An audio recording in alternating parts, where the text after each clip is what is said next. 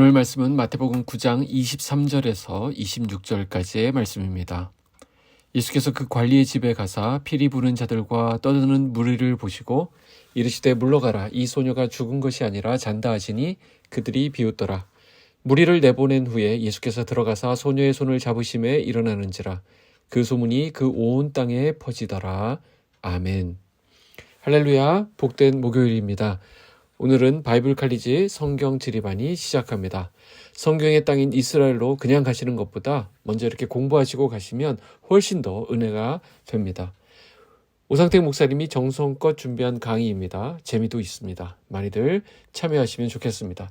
직장 때문에 현장에 나오지 못하시는 분들은 유튜브를 통해서도 함께 하실 수 있습니다. 오늘 본문은 18절부터 연결되는 내용이라고 했죠. 어떤 관리가 그랬는데 이 관리는 마가복음에 의하면 회당장 야이로입니다. 자기의 딸을 고쳐달라고 예수님께 요청했습니다. 그때 예수님이 그를 따라서 나서십니다. 이때 가는 길에 12회를 혈루증으로 앓고 있던 한 여인이 등장했습니다. 혈루증은 당시 부정한 병으로 규정되어서 누구와도 접촉을 할 수 없는 그런 병이었습니다. 그래서인지 예수님 뒤로 와서 옷자락에 손을 대었죠. 그리고 그 자리에서 치유되는 기적이 일어납니다. 이렇게 해서 시간이 더 지체되었습니다. 자, 여기서 회당장 야이로와 이 혈루증 여인은 이렇게 대조되는 인물입니다. 회당장은 유대교 종사자로 유대인을 대표하는 반면에 혈루증 여인은 부정한 자로 이방인을 대표합니다. 그런데 이 사건 순서를 보면 딸이 죽고 나서 여인의 치료가 이루어지게 되고요. 또 여인이 치료되고 나서 딸이 살아나게 되는 것을 볼 수 있습니다. 서로 연결되어 있다는 것입니다. 자, 이것은 유대인만을 위한 것으로 알고 있었던 구원이 이방인에게도 일어난다는 것을 보여주는 대목입니다. 예수님은 유대인이나 이방인이나 권세 있는 자나 비천한 자나 모두 구원하기 원하신다는 것을 알게 하는 것이죠. 또한 이 두 사람은 전혀 가망성이 없다는 점에서 공통점이 있습니다. 바로 죽음이라고 하는 이 부분이 모든 가능성을 다 단절시켜버렸습니다. 죽음 앞에서 유대교의 회당장이라는 지위가 무슨 소용이 있고 또 유대교라고 하는 종교가 무슨 소용이 있겠습니까? 그래서 여기 회당장은 의식적인 종교를 대표합니다. 이와 같은 의식적이고 형식적인 종교는 죽은 딸을 살리지 못합니다. 그를 살릴 수 있는 길은 오직 길과 진리 생명 되신 예수님 뿐입니다. 회당장은 딸만 살릴 수 있다면 하는 그런 마음으로 예수님 앞에서 엎드려 절을 했습니다. 생명의 주인 되시는 그분 앞에서 무릎을 꿇은 것입니다. 딸의 죽음을 앞둔 이 관리는 얼마나 마음이 무너졌겠습니까? 이미 죽어버린 딸의 장례를 위해서 이미 그의 집에는 많은 사람들이 모여 있었습니다. 사람들의 말이 무엇인가요? 딸이 죽은 마당에 예수가 무슨 소용이 있겠느냐는 것이죠. 사실 그렇습니다. 이런 상황에서는 예수님이 전혀 필요할 것 같지 않습니다. 이럴 때는 믿음도 필요 없게 되면서 절망이 찾아오게 되는 것입니다. 그러나 이런 상황에서 예수님이 하신 말씀이 무엇입니까? 바로 24절입니다. 이르시되 물러가라. 이 소녀가 죽은 것이 아니라 잔다 하시니. 정말 엄청난 말씀이 아닙니까? 주님에게는 죽음이 전혀 위협이 되지 않았습니다. 잠자는 자를 깨우듯이 죽은 자를 일으킬 수 있는 능력이 우리 주님에게 있습니다. 이 소녀가 죽은 것이 아니라 잔다. 자, 이 말에 힘이 있습니다.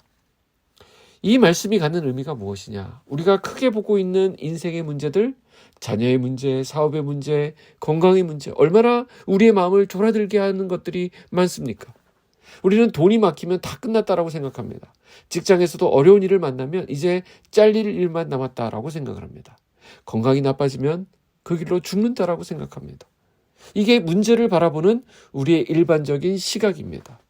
그러나 우리 주님은 어떻게 그 문제를 보고 계십니까? 잔다 이렇게 말씀하십니다. 무슨 말이죠? 얼마든지 깨어날 수 있다. 회복될 수 있다. 나아질 수 있다라는 것입니다. 단 주님이 그곳에 함께 하신다면, 주님이 그곳에 오셔서 그 소녀의 손을 잡으시면 문제는 거기서 해결되는 것입니다. 25절입니다. 무리를 내보낸 후에 예수께서 들어가사 소녀의 손을 잡으심에 일어나는지라. 이 공간을 지배하고 있던 것은 죽음이라고 하는 세력입니다. 이 죽음이 사람들을 꼼짝 못하게 제어하고 있었습니다. 그러나 죽음보다 크시고 위대하신 분이 바로 우리 주님이십니다. 예수님이 그 손을 잡으시니까 일어났습니다. 다른 100마디 말보다 이 예수님의 손 잡아주심이 우리에게 큰 위로가 됩니다. 이게 주님이 우리를 일으키시는 방법입니다. 무엇이죠? 불쌍히 여겨주시고 붙잡아 주신다라는 것입니다. 예를 하나 들어보겠습니다. 2살짜리 아이가 밤에 잠을 깹니다. 창밖에는 천둥 번개가 치고 있기 때문입니다. 아이가 무서워서 막 웁니다. 그렇게 하얗게 질려서 울고 있는 아이를 달래기 위해 그 아이의 엄마가 어떻게 해야 할까요? 이를테면 천둥이 칠 때 왜 무서워할 필요가 없는지 과학적인 사례를 들어서 막 설명하고 있겠습니까? 그 아이에게 왜 이 집이 건축 구조상 무너질 수 없는지 10가지 이유를 대고 있겠습니까? 그런 엄마라고 한다면 정신이 나간 엄마입니다.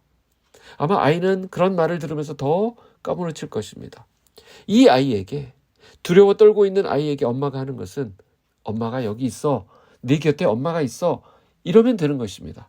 이 상황보다도 훨씬 크다고 네가 믿고 있는 그 엄마가 바로 너의 곁에 있단다. 아이는 그거면 충분하다는 것입니다. 주님이 손을 잡으셨다라는 것이 바로 그것을 말합니다. 모든 것을 다스리는 내가 내 옆에 있다라는 것입니다. 마가복음에서는 이 부분에 대해 두려워 말고 믿기만 하라라는 주님의 말씀이 거기 덧붙여집니다. 두려운 앞날과 현실 앞에서 주님은 구구절절 우리의 미래에 대해서 설명하지 않습니다. 설명하신다 하더라도 우리는 그 말씀 알아듣지도 못합니다. 그저 우리가 해야 할 일은 내가 지금 걱정하고 있는 그 일들보다 훨씬 위대하고 크신 하나님께서 나와 함께 하신다는 사실이죠. 우리가 걱정하는 그 공포보다도 죽음보다도 훨씬 강하신 주님께서 우리를 붙들고 계신다는 이 단순한 사실 하나를 믿는 것입니다. 이것이 중요합니다. 오늘 이 주님을 신뢰하는 우리가 되었으면 좋겠습니다. 우리는 하늘이 무너질 것 같은 두려움에 휩싸일 수밖에 없는 연약한 존재이지만 우리가 믿고 따르는 우리 주님은 내가 직면하고 있는 그 어떤 상황보다도 그 어떤 문제보다도 심지어 죽음보다도 크고 강하신 사랑의 하나님이시다라는 것을 우리가 붙잡을 수 있기를 원합니다.